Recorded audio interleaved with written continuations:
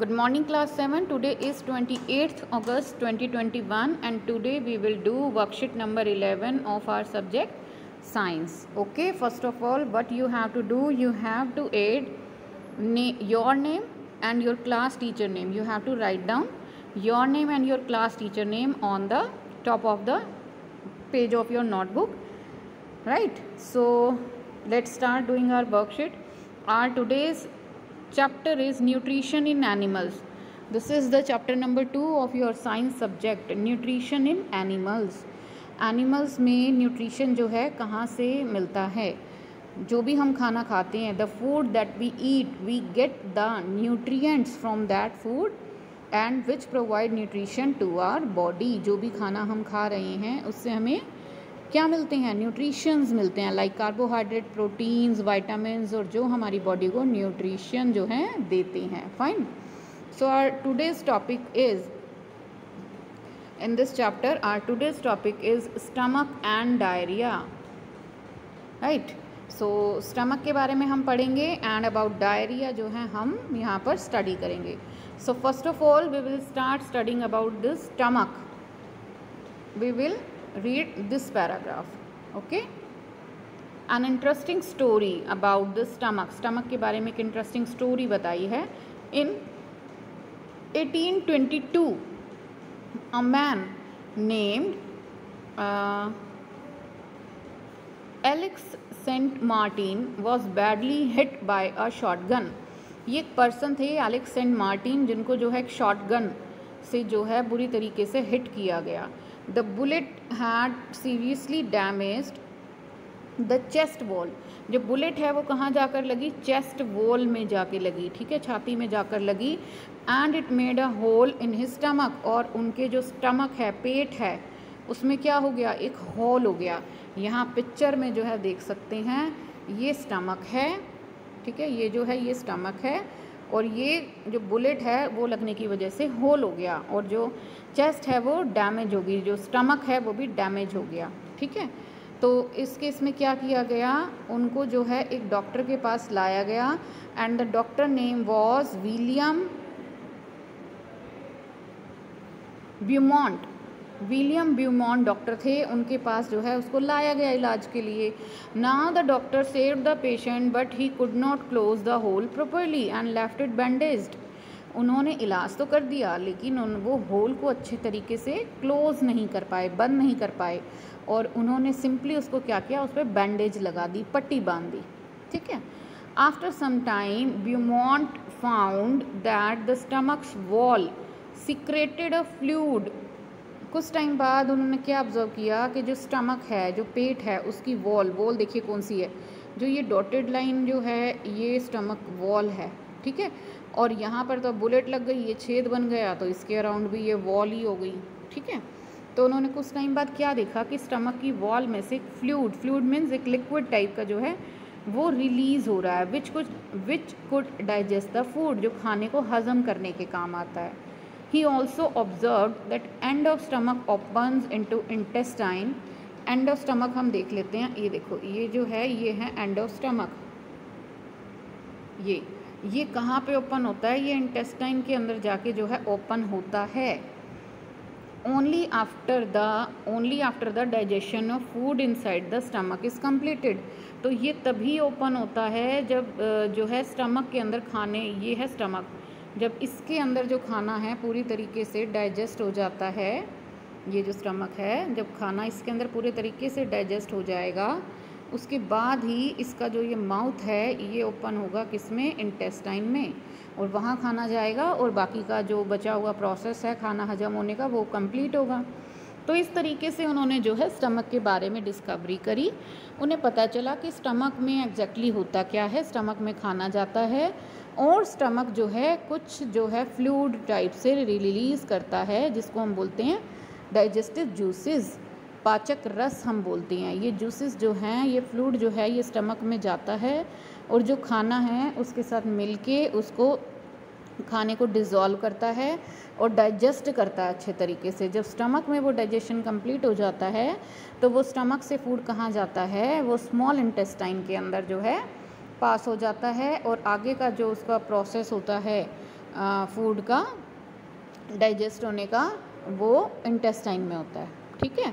तो इस तरीके से स्टमक के बारे में जो है डिस्कवरी करी इन जो डॉक्टर हैं उन्होंने, और स्टमक में किस तरीके से जो जूसेस हैं वो रिलीज़ होते हैं और खाने को डाइजेस्ट करते हैं।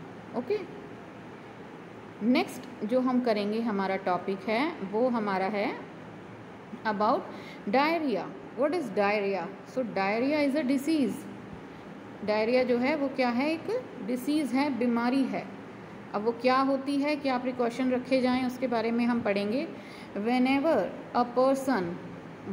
a person passes out watery stools frequently is called diarrhea। देखिए, आपने कभी नोटिस किया होगा कि आप कहीं बाहर से कुछ खा लेते हैं, आपका पेट ख़राब हो जाता है तो लूज़ मोशंस हो जाते हैं। लूज़ मोशन में क्या होता है, जो स्टूल हमारी बॉडी से एक्सक्रीट आउट होता है वो वाटरी होता है और फ्रिक्वेंटली होता है। फ्रिक्वेंटली मतलब बहुत थोड़े थोड़े टाइम के बाद आपको जो है टॉयलेट जो है आपको वॉशरूम जो है जाना पड़ता है फ्रेश होने के लिए। 5 मिनट में, 10 मिनट में, एक दिन में हो सकता है 20 बार 25 बार आपको जाना पड़े। उससे क्या होता है, बिल्कुल बॉडी जो है वो उसमें वीकनेस आ जाती है।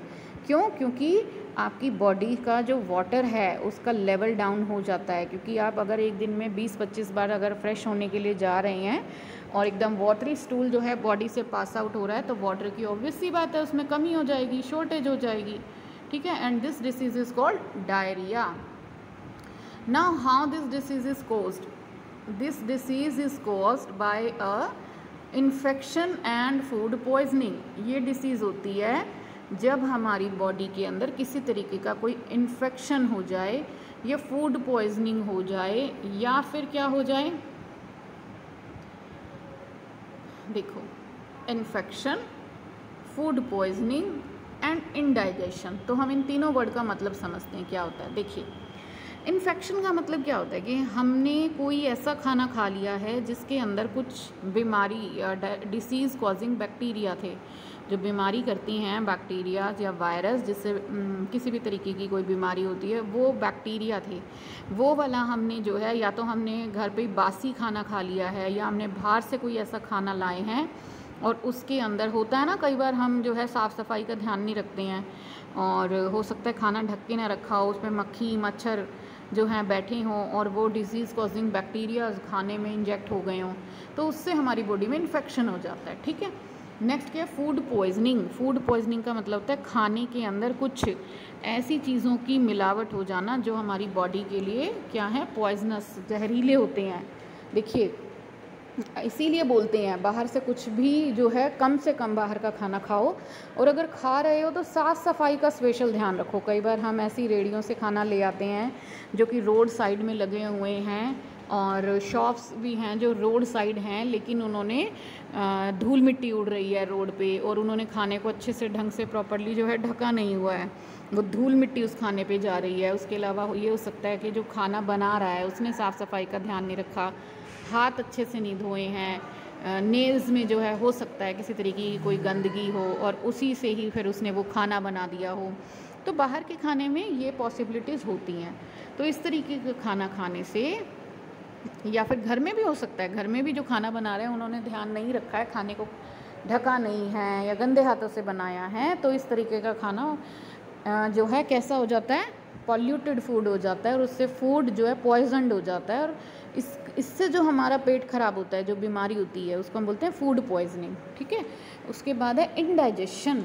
इंडाइजेशन का मतलब होता है खाने का हज़म ना होना। जब आप गंदा खाना खाएंगे तो वो हमें डाइजेस्ट नहीं होगा ना, तो उसकी वजह से जो डिसीज़ होती है that is called diarrhoea. Okay, इसीलिए यहाँ पर ये मेंशन भी किया गया है that diarrhoea is a kind of disease. ये एक तरह की बीमारी होती है, ठीक है। Under severe conditions it can be fatal. कुछ कंडीशंस ऐसी हो सकती है कि ये बहुत ज़्यादा हमारे लिए क्या हो जाए, नुकसान में चली जाए। मतलब ये है कि मान लीजिए आपको दिन में 5 बार जाना पड़ रहा है फ्रेश होने, हम ज़्यादा सीरियस नहीं लेते, लेकिन कई बार क्या है आपको हर 10वें मिनट में जाना पड़ रहा है, आप एकदम से बॉडी में वीक महसूस करते हैं, आपको वॉमिट भी होने लगती है, तो ये हमारे लिए बहुत ज़्यादा घातक नुकसान में हो सकता है। This is this is because of excessive loss of water and salt from our body. ऐसा क्यों होता है? क्योंकि हमारी बॉडी से बहुत ज़्यादा वाटर एंड सॉल्ट जो है लूज़ हो जाता है। देखिए बॉडी में ना मिनरल्स भी होते हैं, ठीक है, तो वाटर के साथ साथ वो मिनरल्स भी जो हैं वो उनका लॉस हो जाएगा, right. So next is diarrhoea should not be neglected. इसलिए डायरिया को हमें नेग्लेक्ट नहीं करना चाहिए। नेग्लेक्ट मतलब कि हम लापरवाही बरत दे रहे, कोई बात नहीं, घर में ही रहते हैं, ठीक हो जाएगा, या घर में कोई दवाई ले लेते हैं, ऐसा हमें नहीं करना चाहिए। उसको हमें इग्नोर नहीं करना चाहिए। तो हमें क्या करना चाहिए? हमें डॉक्टर को कंसल्ट करना चाहिए। And even before a doctor is consulted the patient should be given plenty of boiled and cooled water with a pinch of salt and sugar into it, dissolved into it। देखिए क्या करना चाहिए, doctor के तो जाइए, लेकिन तुरंत इलाज के लिए क्या करिए? देखिए पानी की कमी हो रही है ना, और सॉल्ट की हो रही है, तो आपको पानी पिलाना है पेशेंट को। अब पानी भी एकदम साफ़ सुथरा होना चाहिए, ठीक है, पॉल्यूटेड नहीं होना चाहिए। उसके लिए क्या करिए? पानी को अच्छे से बॉयल कीजिए और फिर उसको ढक दीजिए और ठंडा होने दीजिए, ठीक है। ढकना किस लिए? ताकि ऊपर से और कोई धूल मिट्टी उसमें ना जाए। और अब हम बॉयल करके ठंडा करते हैं तो उस पानी के अंदर अगर किसी तरीके के भी कोई वायरस, बैक्टीरिया, डिसीज़ कॉजिंग कुछ भी माइक्रोब्स प्रेजेंट होते हैं तो वो क्या हो जाते हैं? ख़त्म हो जाते हैं, मर जाते हैं, वो किल हो जाते हैं। तो ये पानी जो है इस तरीके का पानी हमें देना चाहिए ताकि और कोई बाहर के बैक्टीरियाज बॉडी में ना जा पाएँ, ठीक है। और उस पानी में हमने सॉल्ट एंड शुगर क्यों ऐड करी है? क्योंकि सॉल्ट एंड शुगर से हमारी बॉडी में जो सॉल्ट कम हुआ है, मिनरल्स कम हुए हैं, वो भी दोबारा से बॉडी में मेंटेन हो जाते हैं। तो ये जो है पेशेंट को आप चाहे वो थोड़ा थोड़ा पिए, लेकिन टाइम टू टाइम उसको बार बार देते रहना चाहिए। और डॉक्टर के पास जाके मेडिसिन जो हैं वो भी लेके आनी चाहिए, ठीक है। जो ये हम इस तरीके का पानी हमें देना है, इसको बोलते हैं नमक चीनी का घोल। इस तरीके का जो हमें देना है पानी, उसका नाम क्या है? Oral rehydration solution, ORS। ये आपने ना अपनी मम्मा से पूछना, उनको कंफर्म पता होगा और आपको भी पता होगा, आपने पिया होगा, क्योंकि ये हम घर में रखते ही हैं। ORS जो है सॉल्यूशन, इसे हम बोलते हैं। और ORS की फुल फॉर्म क्या है? ओरल रिहाइड्रेशन, यहाँ से देखो, ओरल रिहाइड्रेशन सॉल्यूशन। ओरल का मतलब होता है जो मुंह से कोई भी चीज़ जो हम पी जाती है। ओरल रिहाइड्रेशन मतलब जो पानी की कमी हुई है उसको मेंटेन करने के लिए। सॉल्यूशन मीन्स लिक्विड, ठीक है। ORS इसे हम बोल देते हैं। नेक्स्ट पैराग्राफ हम देखेंगे। Loss of water from the body, जो डायरिया की वजह से पानी में लॉस ऑफ वाटर हुआ है, इसको हम क्या बोलते हैं? This is called as dehydration, ठीक है। Loss of water from the body of the person through watery stool is called dehydration. Dehydration क्या है? पानी में पानी की शरीर में कमी हो जाना। क्यों? क्योंकि डायरिया हो गया है, बार बार आपको लूज मोशन हो रहे हैं, पानी की तरह से आप स्टूल बॉडी से बाहर जा रहा है, तो पानी की जो कमी हो जाएगी उसको हम डिहाइड्रेशन बोलते हैं। फाइन। सो अभी हम क्वेश्चन आंसर देख लेते हैं। क्वेश्चन नंबर 1 हमारे पास आता है, what is the full form of ORS? तो ये आपका आंसर नंबर 1 हो गया, ओरल रिहाइड्रेशन सॉल्यूशन, ORS, ठीक है। उसके बाद question number 2, what is diarrhoea and how it is caused? So इसका आंसर भी हम देख लेते हैं, व्हाट इज़ डायरिया।